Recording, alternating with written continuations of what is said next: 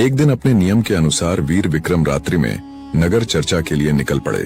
अवंती नगरी में सुदंत नाम का करोड़पति सेठ रहता था। वीर विक्रम नगर चर्चा सुनते सुनते सेठ के भवन के पास आए। उस समय सुदंत सेठ के उपवन में उसकी एकाकी पुत्री मनमोहिनी अपनी सखियों के साथ विनोद भरी चर्चा कर रही थी। सुंदर षोडशी कन्या बातों में मशगूल थी। बातों ही बातों में एक सखी बोली, मनमोहिनी, अपने महाराज ने नगरी में जो घोषणा कराई है, क्या तुमने उसे सुना है? कैसी घोषणा? फिर मनमोहिनी बोली, स्त्री चरित्र से भी विक्रम चरित्र श्रेष्ठ है। इस विषय की घोषणा, हमारे महाराज अधिक संवेदनशील हैं। देवकुमार ने केवल एक चप्पल सेना को ही तो पराजित किया है, उसमें विक्रम चरित्र की क्या महत्ता है? संसार में स्त्री चरित्र का पार भगवान भी नहीं पा सकते। महाराज तो संवेदनशील और उदार हैं, इसलिए उन्होंने मन की बात इस प्रकार प्रचारित की है। स्त्री चरित्र तो बेजोड़ और अजेय था, है और रहेगा। अरे ये तुम क्या कह रही हो मनमोहिनी? मैं सच कहती हूँ, स्त्री केवल रूपवती ही नहीं होती, वह अपने बुद्धिबल और कटाक्ष से बड़ों बड़ों के छक्के छुड़ा देती है। मैं तो विक्रम की घोषणा को केवल मूर्खता ही मानती हूँ।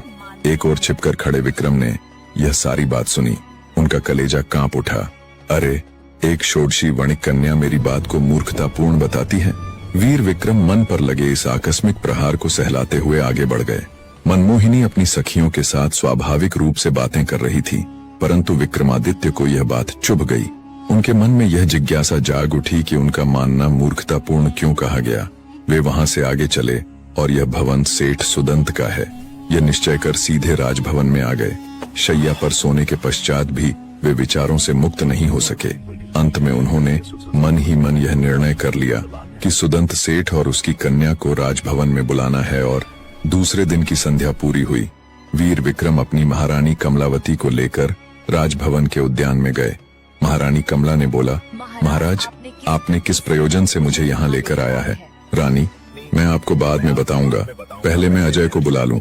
वहाँ महाप्रतिहार अजय को बुलाकर वीर विक्रम ने कहा, सुदंत सेठ के भवन पर जाओ और सेठ तथा उनकी कन्या को यहाँ बुला लाओ। महाप्रतिहार तत्काल रथ लेकर सुदंत सेठ के भवन की ओर गया। उस समय सुदंत, उनकी पत्नी और पुत्री तीनों प्रतिक्रमण की उपासना करने बैठ गए थे। भवन की परिचारिका ने महाप्रतिहार को आदर सहित बिठाते हुए कहा, सेठ जी तो अभी प्रतिक्रमण करने बैठे हैं, उन्हें कुछ समय और लगेगा। अजय उनकी प्रतीक्षा में वहीं बैठा रहा। कुछ समय पश्चात नगर सेठ सुदंत आया और समीप बैठ गया। महाप्रतिहार ने कुशल क्षेम पूछकर कहा, राजराजेश्वर की आज्ञा है कि आप और आपकी सुपुत्री मेरे साथ रथ में राजभवन चलें। महाराजा आपकी प्रतीक्षा कर रहे हैं। मेरी पुत्री के साथ? हाँ सेठ जी, परंतु ऐसा क्या काम है?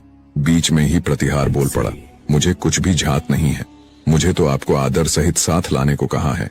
सुदंत सेठ विचार में पड़ गया। वह तत्काल उठकर अपनी पत्नी के कक्ष में गया और राजाज्ञा की बात बताई। पुत्री भी वहीं थी। उसने कहा, पिताजी, इसमें चिंता की क्या बात है? आप जाइए और महाप्रतिहार को कहें कि मेरी पुत्री रात्रि में भवन के बाहर नहीं निकलती। सेठ वस्त्र बदलकर महाप्रतिहार के पास आया और बोला, चलो मैं आ रहा हूँ, मेरी पुत्री रात्रि में भवन के बाहर नहीं निकलती। महाप्रतिहार सेठ को रथ में बिठाकर राजभवन की ओर चल पड़ा।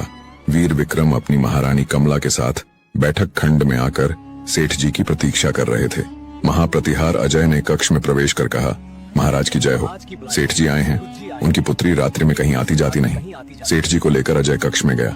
सेठ जी ने महाराजा को देखते ही कहा, राजेश्वर की जय हो। दोनों एक आसन पर बैठे। वीर विक्रम ने कहा, सेठ जी, मुझे आपकी कन्या से ही मुख्य कार्य था। यदि आप कहेंगे तो मैं अपनी पुत्री को।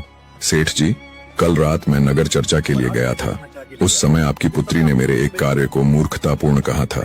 मैं यह जानना चाहता हूँ कि मेरा कौन सा कार्य मूर्खतापूर्ण है। कृपानाथ, मेरी कन्या नादान है। एकाकी पुत्री होने के कारण वह बहुत लाड प्यार में पली पुसी है। उसने कुछ कहा, इसके लिए मैं क्षमा याचना करता हूँ। सेठ जी, आपकी कन्या को मैं कुछ कहना नहीं चाहता, मैं अपना दोष जानना चाहता हूँ। कल प्रातःकाल सूर्योदय के पश्चात अपनी पुत्री को तैयार रखें, मैं रथ भेजूंगा। अच्छा कृपानाथ। सेठ अत्यंत शोकाकुल हो गए। महाराजा ने सेठ जी को आदर सहित विदा किया। दूसरे दिन सूर्योदय के पश्चात सेठ सुदंत और उनकी कन्या मनमोहिनी रथ में बैठकर राजभवन की ओर चल पड़े। वीर विक्रम अपनी महारानी कमल के साथ देवी के समक्ष बैठकर पूजा उपासना कर रहे थे। पूजा संपन्न कर मंत्रणा गृह में आ गए। उसी समय सेठ और उनकी कन्या वहां आ पहुंचे। मनमोहिनी ने पूछा, महाशय, क्या आज्ञा है? पुत्री, परसों रात तू अपनी सखियों के साथ बातचीत कर रही थी। उस समय तूने मेरी घोषणा को मूर्खतापूर्ण कहा था। मैं इसे समझना चाहता हूँ। कृपानाथ, माता पिता का अपनी संतान के प्रति विशेष प्रेम होना अस्वाभाविक नहीं है। इसी प्रेम के वशीभूत होकर आपने यह घोषणा की, ऐसा प्रतीत होता है। किंतु स्त्री की तीव्र बुद्धि की ओर आपने ध्यान नहीं दिया। आपने पुरुष जाति की श्रेष्ठता स्थापित कर स्त्री जाति की अवमानना की है। नारी निर्बल नहीं होती। कृपावतार, स्त्री की शक्ति बेजोड़ होती है। वह यदि चाहे तो इंद्र, चंद्र, सूर्य जैसे महान देवताओं को भी बांध सकती है। स्त्री का नाम भले ही अबला हो, पर वह महान कार्य संपादित करने में समर्थ है। आप स्त्री की शक्ति की ओर दृष्टि करें। स्त्री ने बड़े बड़े योद्धाओं को धूल चटाई है।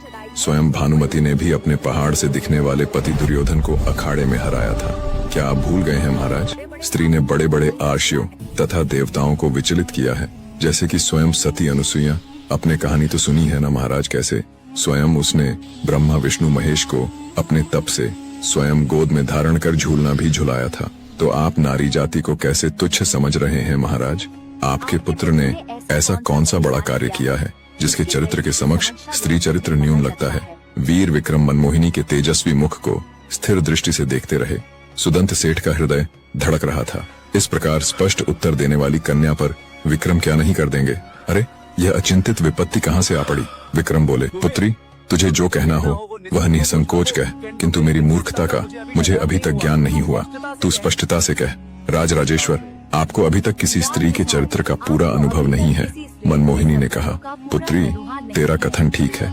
मुझे स्त्री चरित्र का अनुभव तो हुआ है, पर वे स्त्रियां कुलटाएं थीं। विक्रम चरित्र किसी स्त्री के साथ कभी चंचल नहीं हुआ। मैं ऐसी स्त्री को देखना चाहता हूँ जो विक्रम चरित्र की बुद्धि से अधिक तेजस्वी हो और अपने बुद्धि बल से विक्रम चरित्र को पराजित करे। यदि ऐसा होता है तो मेरी घोषणा मूर्खतापूर्ण कही जा सकती है, अन्यथा नहीं। महाराज, अभी तो मेरा उपासना का समय हो गया है, कल फिर उपस्थित होंगी। मनमोहिनी ने गंभीरता से कहा। महाराज ने रथ मंगवाया और उसे घर भेज दिया। दूसरे दिन मनमोहिनी अपने पिता के साथ महाराजा के पास पहुंची। उसने कहा, कृपावतार, आपने कल जो शर्त रखी थी वह तो भविष्य की बात हो सकती है। युवराज श्री जब कभी किसी स्त्री के साथी बने और वह स्त्री बुद्धिमती हो, तभी जय पराजय का निर्णय हो सकेगा। ये ठीक है। मेरे मन में एक विचार आ रहा है। विक्रम ने कहा। कृपानाथ, कहें, क्या विचार है? क्या तूने युवराज श्री को देखा है? हाँ, जब महादेवी की शोभा यात्रा निकली थी तब। विक्रम चरित्र तुझे कैसा लगा? निकली थी तब। विक्रम चरित्र तुझे कैसा लगा? दिखने में सुंदर, सशक्त और सौम्य है, पर उनकी बुद्धि का परिचय मुझे नहीं है। मोहिनी ने कहा, यदि इस परिचय का एक अवसर दूं तो मैं उसे हर्षपूर्वक स्वीकार करूंगी और युवराज श्री की बुद्धि को कसौटी पर कसकर पराजित करूंगी। मनमोहिनी ने गर्व से कहा। राजा वीर विक्रम हंस पड़े और सुदंत सेठ से बोले, सेठ जी, मैं आपकी सुकन्या को अपनी पुत्र वधू बनाना चाहता हूँ। कृपानाथ, मैं सत्य कहता हूँ, अभी युवराज यहाँ नहीं है, पर क्षत्रिय रीति के अनुसार कल गोधूली वेला में आपकी पुत्री के साथ लग्न के लिए युवराज श्री का खड्ग भेजूंगा। कल ही? हाँ सेठ जी, कल ही। आपकी कन्या रूप, गुण और बुद्धि में अद्वितीय है। यदि मनमोहिनी अपनी बात सिद्ध कर दे तो वह मालव देश की युवराज ही बनेगी। सुदंत चिंतित हो गया, पर मनमोहिनी ने तुरंत कहा, महाराज, मैं तैयार हूँ। नर नारी के सनातन संघर्ष में नारी की ही विजय होती है, यह मैं सिद्ध कर दूंगी। बेटी, आवेश में कोई कदम मत उठाना। युवराज जी का पद सहज नहीं। मैं युवराज जी पद के लिए संघर्ष नहीं करना चाहती। तो आपके विचार को असत्य सिद्ध करने के लिए? अच्छा, विक्रम ने कहा। फिर सुदंत सेठ की ओर मुड़कर बोले, सेठ जी, आपने क्या सोचा? मैं आपकी भावना का आदर करता हूँ। तो कल संध्या को गुप्त रूप से लग्न विधि पूरी होगी। मेरा व्यक्ति युवराज का खड्ग लेकर आएगा। राजपुरोहित आएंगे। विवाह के बाद आपकी पुत्री रथ में यहाँ आएगी। तब मैं उसे आशीर्वाद देकर एक ऐसा कार्य दूंगा जिससे विजय पराजय का निर्णय हो सके। सुदंत ने पुत्री को देखा। मनमोहिनी बोली, मुझे स्वीकार है, पर मैं युवराज श्री की परिणीता हूँ। इसका प्रमाण? पुत्री, प्रमाण मैं स्वयं हूँ। नहीं महाराज, आर्य नारी जीवन में एक ही बार विवाह सूत्र में बंधती है। आप 1000 वर्ष जीवित रहें, पर क्रूर काल पर विश्वास नहीं किया जा सकता। तो मैं युवराज की मुद्रिका तुझे दूंगा। अच्छा, कहकर मनमोहिनी खड़ी हुई और महाराज को भावपूर्वक नमन किया। वीर विक्रम ने उसके मस्तक पर हाथ रखा। पिता पुत्री विदा हुए। घर पहुंचकर सुदंत ने सारा वृत्तांत सेठानी को बताया। सेठानी असमंजस में पड़ गई। माँ को चिंतित देखकर मनमोहिनी बोली, माँ, आप चिंता न करें। वीर विक्रम मेरी परीक्षा करना चाहते हैं, पर वे नहीं जानते कि कंचन भयंकर अग्नि में जलकर भी अपना तेज नहीं छोड़ता। राख बन जाए तो भी उसका तेज उसमें रहता है। आप किसी भी प्रकार की शंका न करें। दूसरे दिन संध्या काल में राजपुरोहित और महाप्रतिहार अजय युवराज के खड्ग के साथ सुदंत के घर पहुंचे। दास दासियाओं अन्यत्र भेज दी गई थीं। भवन बिल्कुल सूना था। सेठ, सेठानी और मनमोहिनी के अतिरिक्त वहां कोई नहीं था। सेठ सेठानी ने खड्ग का स्वागत किया। उसे मोतियों से विभूषित किया गया और गोधूली बेला में लग्न विधि संपन्न हुई। विधि पूरी होते ही अजय ने युवराज की मुद्रिका मनमोहिनी को देते हुए कहा, महाराज ने यह भेंट स्वरूप भेजा है, अब आप तैयार हो जाएं राजभवन चलने के लिए। मनमोहिनी ने मुद्रिका माँ को देते हुए कहा, माँ इसे अत्यंत सुरक्षित रखना, आवश्यकता पड़ने पर मैं मंगा लूंगी। माता पिता ने रोते हृदय से पुत्री को विदा किया। रथ राजभवन पहुंचा। राजपुरोहित और मनमोहिनी खड्ग के साथ उतरे। अजय युवराज जी को लेकर मुख्य कक्ष में गया, जहां वीर विक्रम बैठे थे। पुत्र वधू को आते देख वे खड़े हो गए। मनमोहिनी ने महाराजा के चरणों में मस्तक झुकाया। वीर विक्रम बोले, पुत्री तेरी विजय हो, यह मेरा आशीर्वाद है, यह रत्नमाला स्वीकार कर ले। उन्होंने अत्यंत मूल्यवान रत्नमाला अपनी पुत्र वधू को पहनाई। फिर बोले, अब मेरे साथ चल, मैं तुझे एक महत्वपूर्ण कार्य समझाना चाहता हूँ। मनमोहिनी शांत भाव से उनके पीछे चल दी। दोनों एक रथ में बैठे। रथ गति पकड़ता हुआ शिप्रा नदी के किनारे एक उपवन में पहुंचा। रात्रि का समय था, इसलिए मनमोहिनी को बहुत कम दिखाई दे रहा था। उपवन छोटा किंतु सुनियोजित था। उसके भीतर एक भूमिगत कक्ष था, जिसमें 2 कमरे बने थे, एक शयन कक्ष और दूसरा आवश्यक कार्यों हेतु उपयुक्त कक्ष। शयन कक्ष में पलंग, बिस्तर, जलकुंभ तथा अन्य सभी वस्तुएं व्यवस्थित रखी थीं। भूमिगत कक्ष में एकमात्र जाली थी, जिससे मंद प्रकाश भीतर आता था। वह जाली इतनी ऊंचाई पर थी कि सामान्य मनुष्य का हाथ भी वहां तक नहीं पहुंच सकता था। रथ वहीं रुक गया। वीर विक्रम बोले, पुत्री हम उपयुक्त स्थान पर आ गए हैं, नीचे उतर। मनमोहिनी बिना झिझक नीचे उतर गई। उसी समय एक दासी दीपक लेकर आ पहुंची। वीर विक्रम ने दासी को देखकर कहा, सुमित्रा सब ठीक है ना? हाँ कृपानाथ, दासी ने उत्तर दिया। द्वार खोलो। सुमित्रा ने तुरंत भूमिगत कक्ष का द्वार खोल दिया। वीर विक्रम दासी से दीपक लेकर बोले, पुत्री मेरे पीछे आओ। सुमित्रा द्वार पर ही रुक गई। वीर विक्रम और मनमोहिनी लगभग 10-12 सीढ़ियां नीचे उतरकर एक कक्ष में पहुंचे। वहां एक छोटा सा दीपक जल रहा था। विक्रम ने हाथ का दीपक द्वार के पास रखकर कहा, बेटी क्या तुझे इस स्थान का कोई अनुमान है? हाँ। क्या? यह स्थान तो किसी कारागार जैसा प्रतीत होता है। मनमोहिनी के मुख से सहज ही निकल पड़ा। विक्रम मुस्कुराए, तेरा अनुमान सही है पुत्री, किंतु यह तेरे लिए कारागार नहीं, कर्तव्यगार है। तेरी सुविधा हेतु यहाँ आवश्यक सभी वस्तुएं रख दी गई हैं। मेरी विश्वस्त दासी सुमित्रा दिन रात ऊपर के निवास गृह में रहेगी। 1 महीने के पश्चात दूसरी दासी उसकी जगह ले लेगी। यह क्रम चलता रहेगा। भोजन और जल बाहर से ही तुझे पहुंचा दिया जाएगा। मैं पूरी व्यवस्था कर चुका हूँ।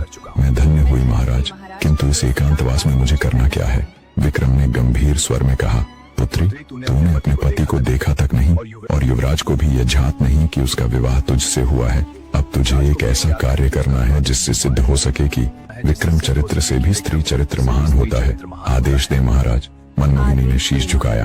विक्रम बोले, तू इस कक्ष से तभी मुक्त होगी जब तेरी गोद में मेरा पौत्र किलकारियां भरेगा। यही तेरा धर्म और यही तेरी परीक्षा है। महाराज। मनमोहिनी कुछ क्षण रुकी, पर विक्रम ने कहा, यदि इस संघर्ष से तुझे भय लगता हो तो मैं अभी भी तुझे राजमहल ले जाने को तैयार हूँ। नहीं पिताजी। उसकी वाणी में तेजस्विता उतर आई। आपकी यह चुनौती एक आर्य नारी ने स्वीकार कर ली है। नारी संघर्ष में कभी भयभीत नहीं होती, उसने दृढ़ स्वर में कहा और महाराजा के चरणों में नमन किया। वीर विक्रम ने उसकी शिरोभाग पर आशीर्वाद पूर्ण हाथ रखा।